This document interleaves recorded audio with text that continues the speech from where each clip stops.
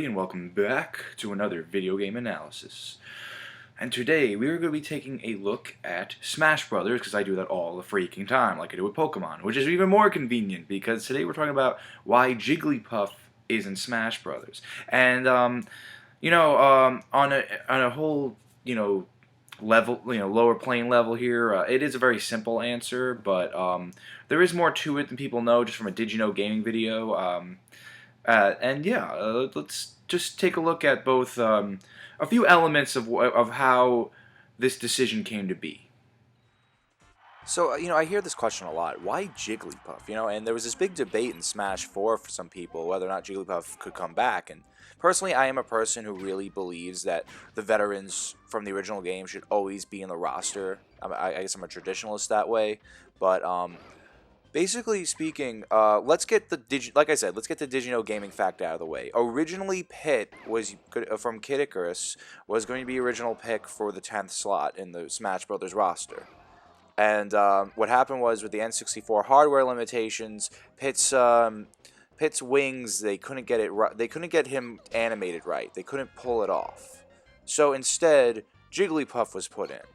And there is a lot more factors to it than just that. It's like, let's think of this towards not only a business decision, but a decision that'll, it's like this probably had to be last minute, or this probably had to be like, gotta remember, Smash Brothers was just a small, simple game in 1999. They had no idea it would ever get this big in at all when it comes to the 4th installment, and everyone's freaking out about it, because it's important to remember that this was just going to be a simple fighting game with a cool little gimmick, and they never thought this would get so popular, especially for a game so late in the N64's lifespan. So Jigglypuff, there's got to be a lot of reasons of what it's like. They could have done some other things. They could have really reached in, but at the end of the day, they probably couldn't really put much into it that much. I mean, there wasn't Inklings back then. You didn't have all these vast characters in the Nintendo world as it did now. You couldn't get Olimar. Then there's things with like the matter of, well, I mean, who can get permission for what? It's like there's a lot more to it than just, let's just throw a character in here, because between game development, marketing, and a lot of things that come into business aspects of making a video game, it gets a lot more complicated than that. And I think Jigglypuff is a very logical choice, and that's why I really want to do this video today.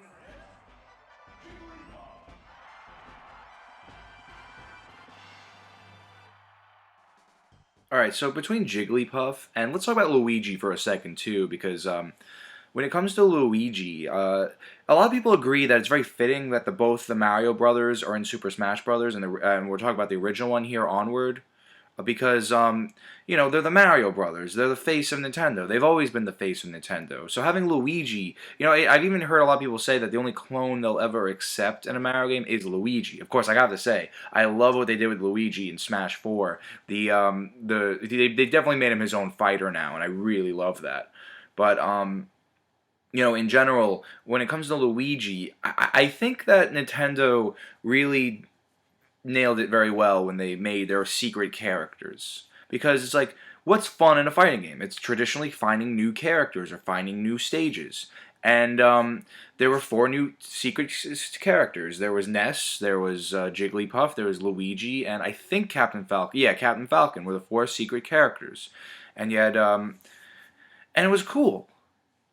It was cool, you have your whole roster here. You get to earn characters, and even in the intro, they're in black silhouettes, and until you earn them, they show up in the intro. You're like, who are they? I must find out. How do I get them? And you play adventure mode, you play the single-player campaign stuff, and it's a lot of fun. So, naturally, to avoid taking forever, using a Mario model as a base for Luigi was fair, Which leads me to my next point.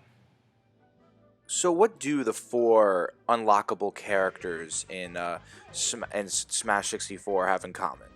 They're all not as recognizable as the initial characters you can play in the starting roster. They're not as recognizable as, especially Ness. I think he's an even better example than Jigglypuff or Captain Falcon. Like Luigi, again, very, very appropriate character to choose from. And You know, it does save a good amount of time in development, because as we learned from Smash 4's development, with all the ways we got to follow the development with that game, as we learned from that, making a game is hard, even back then, even in '99. So it's like, that's something people need to remember. You know, you can have all this fantasy you want, but in the end of the day, especially when you have 50 characters on a roster now, it's a lot to choose from. So yeah, I mean, obviously the four secret characters, and you know what? I think it was another good move, because they weren't as well known. People will look them up. People are trying to understand who they are, and it raises their popularity. And back then, even without the internet, Nintendo's answer wasn't to just, hey, let's make sure they know about them on the internet. It's, hey, let's make a new game on these guys since people are liking the characters. And that was the beginning of the incredible marketability that is Smash Brothers. So again, let's take the model idea with Luigi and transfer it over to Jigglypuff. How appropriate is it that all you gotta do is take a Kirby model and work around with it? Make it a little bigger, change the feet, add some hair and ears, change the eyes, shorten the mouth, change the color of pink. Even the color is simpler enough. The amount of time they can save on the model when they had to dump Pit. Keep in mind, they worked on this Pit model. They were working on making this Pit character, but it didn't work to their advantage. And Pit wouldn't even make it until Smash Bros. Brawl. So here we are with how convenient it is that Jigglypuff's in here. And then again, not as recognizable as Pikachu. And again with the Mario Brothers. Mario Brothers very popular. Pokemon very popular, especially in '99. So it's a very logical choice. It's a very logical choice to choose Jigglypuff, isn't it?